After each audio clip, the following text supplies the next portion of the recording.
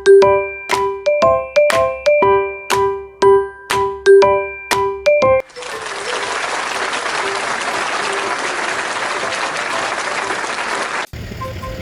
morning mga kauntahan. Ayan, first day of job natin ngayon. Mag-aabang tayo ng bus papunta sa Brooklyn. Meron na kaagad tayong assignment. Pero ano to, kumbaga reliever lang tayo for today. Pero kinuha na natin yung case kasi kailangan na natin magtrabaho. And hopefully makakuha tayo ng permanent case na live-in sa mga susunod na araw. Ngayon naghahantay tayo ng bus, B38 bus. Pupunta tayo sa Brooklyn, doon sa bahay ng pasyente. Kaya samahan nyo si KMTV sa ating first day. Ayan na yung bus natin mga kauntahan. Sakay na tayo. Yan, sa pasa tayo.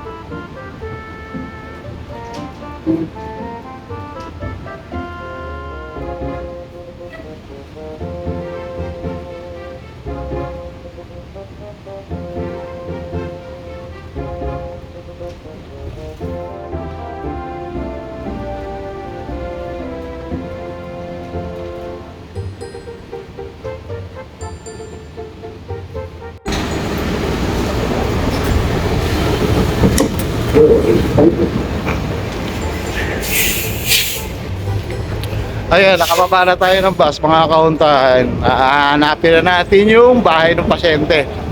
Malapit lang. Bali, halos mga 10 minutes galing to sa parklet natin.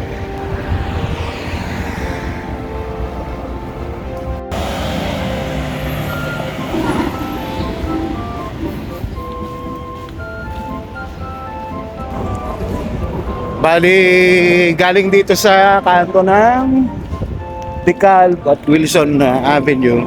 Lalakad tayo ng 6 na kanto. Tapos kakaanan tayo. Doon na natin makikita yung address ng ating pasyente. Mahaba-haba laka rin din. Siguro baka 8 to 10 minutes walk. So okay na rin para meron tayo exercise.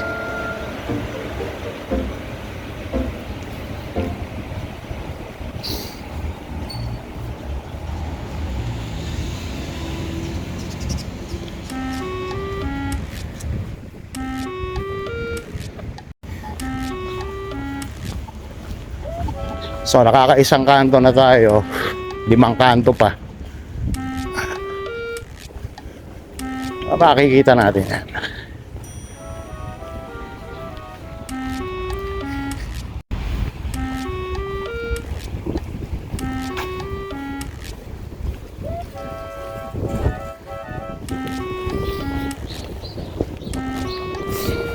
Ayan ang neighborhood ng Brooklyn.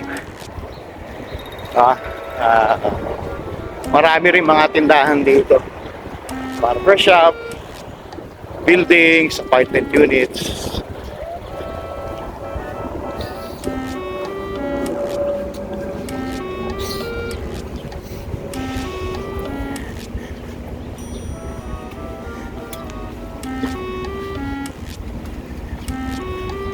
Ayan, mga barbershops.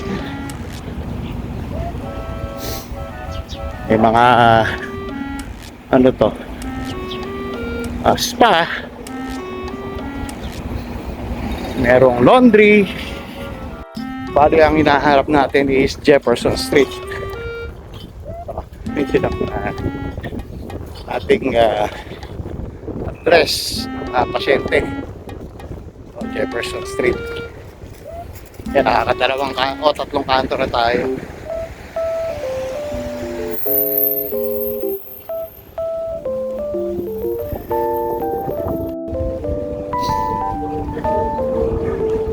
Ayan, malapit-lapit na tayo mga kauntahan.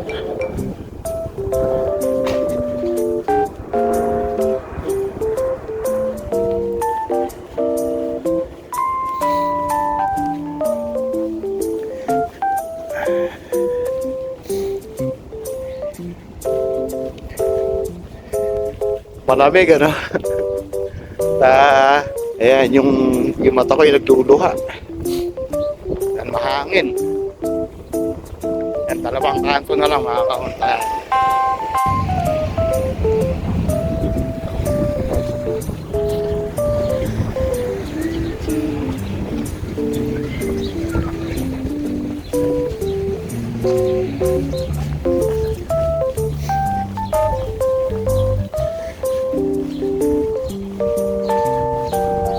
Mataan din pala ang B60 or tama, B60 bus dito. Pero sa ano nanggagaling yan? Sa Manhattan. Tapos may malaking school din dito. Ayan, nakikita niya.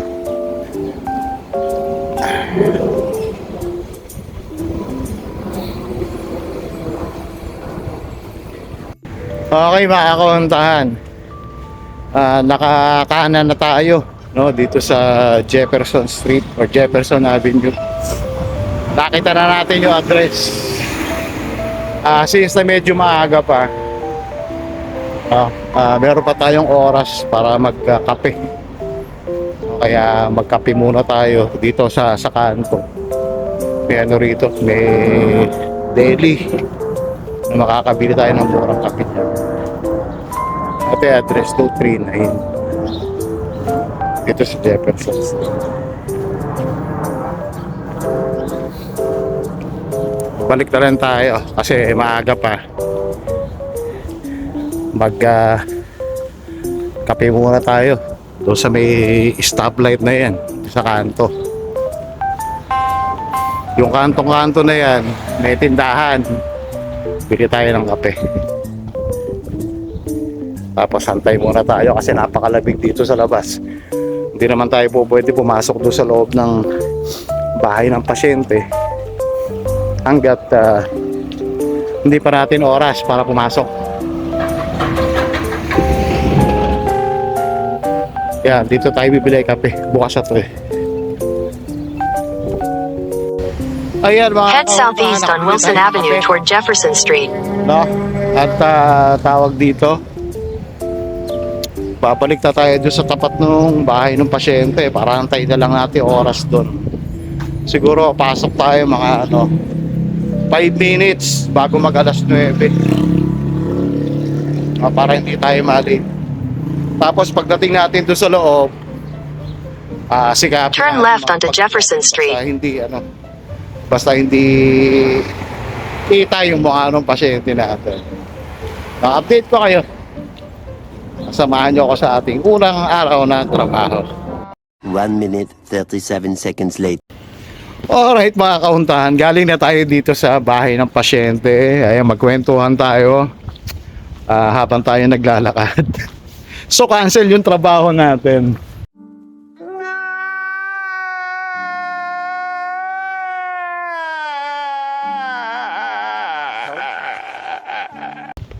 No, cancel yung trabaho natin for today.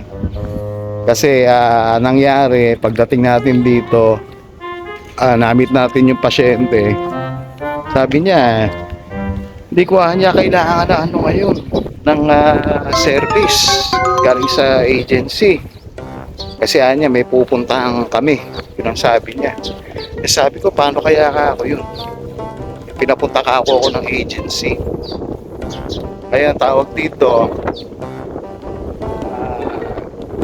tinawagan ko ang agency ngayon para makausap yung ating case hunter, yung case manager natin.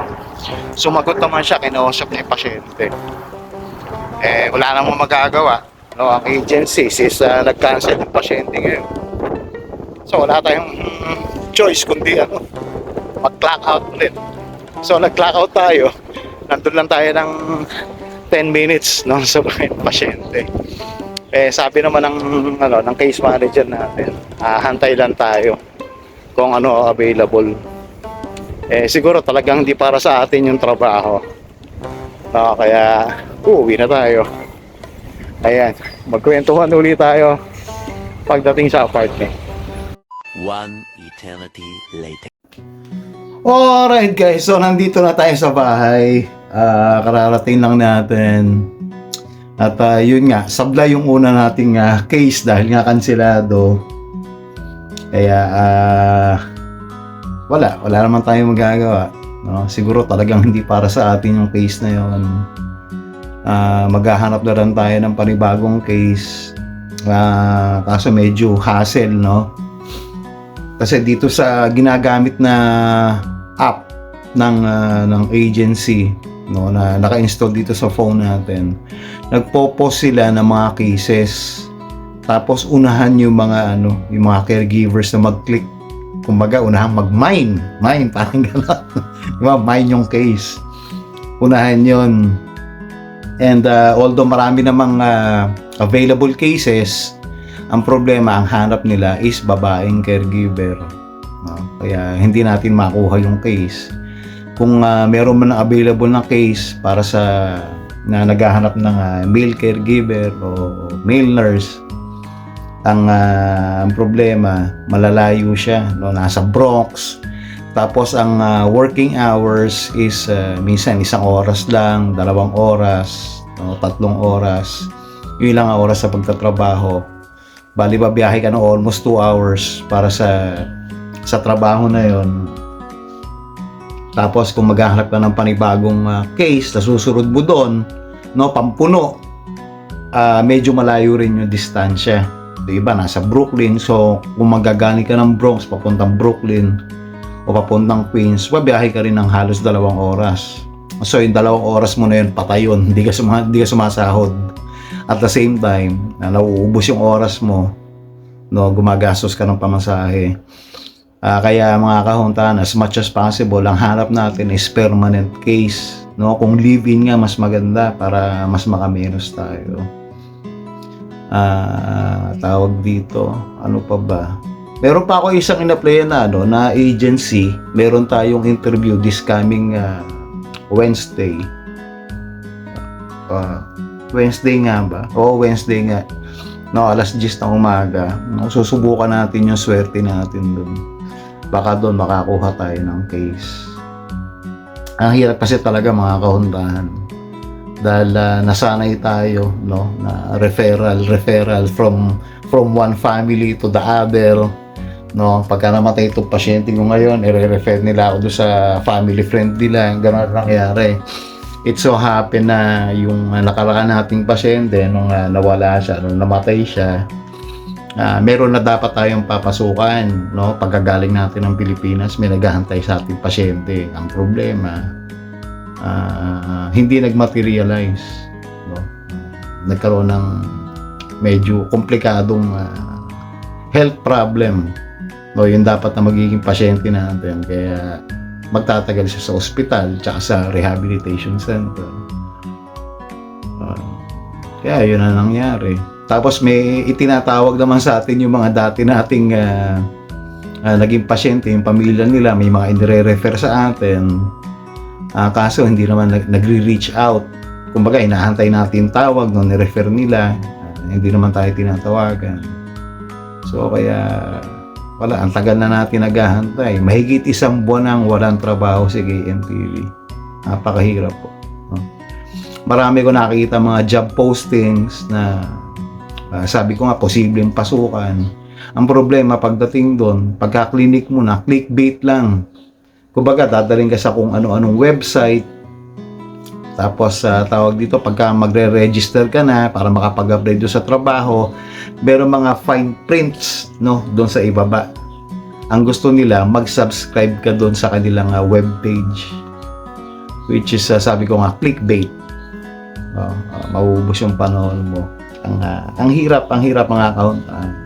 Kaya maganda pa rin yung through agency or through referral, no, para makakuha tayo ng trabaho.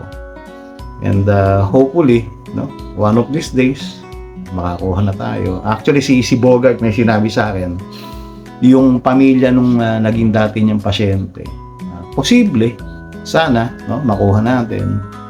Dahil kausap niya yung, alam ko, pinsan nung pamilya ng dati niyang pasyente. At inihingi nga yung aking information. Yan, sabi naman tawag dito, baka next week pa. No? Posible na mag-meet kami next week, pero hindi pa solid yun. No? Hindi pa konkreto. Or hindi pa siya ganong kalinaw. So sa ngayon, mag-aantay tayo na may mag-pop na notification dun sa app na ginagamit ng agency. Baka sakali makakuha tayo ng case, no? Kahit pansamantala lang. Dahil hindi na talaga po pwedeng magtagal na wala akong trabaho. Dahil yung pamilya natin sa Pilipinas ay siyempre kailangan nila ng suporta. So kaya yun, gabi-gabi ang dasal ko makakuha tayo ng trabaho. Tingnan natin kung ano mangyayari sa lakad natin doon sa isa pang agency na apply natin bukas o sa Miyerkules, dahil yun nga, meron tayong interview, no? Kaya yun ang ating update mga kahuntahan. Maraming salamat sa panonood nyo dito sa ating vlog, kahit na, no, paulit-ulit yung nakikita yung eksena natin, hanap ng trabaho, lakad sa labas. Maraming salamat sa inyong suporta. Sana wag kayong magsawa at sana patuloy niyo panoorin yung ating mga susunod na vlog, no? At isasama ko kayo sa ating journey sa paghahanap ng trabaho hanggang sa makakita na tayo ng trabaho, no? Kasi fresh start ulit no, itong channel natin, tapos yung pagbalik nga natin dito sa New York, no? Fresh start ulit. Pero sa ngayon talagang struggle. Pero God willing, no, makakita tayo ng trabaho. Kapit lang.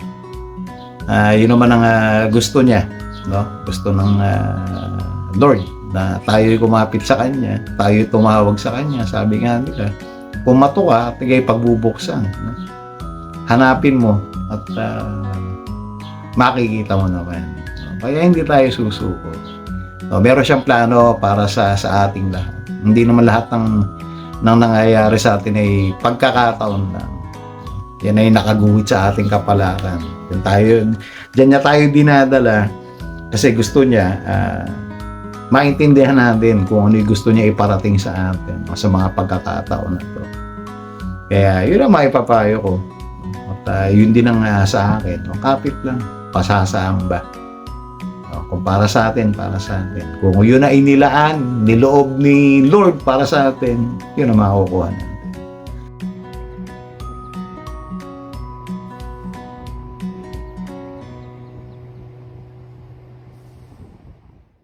Ayan, so mga kahuntahan, ako'y magsasayang muna ng ating kakainin para kayo maghapon. At magkita-kita ulit tayo sa ating susunod na vlog. Ayan.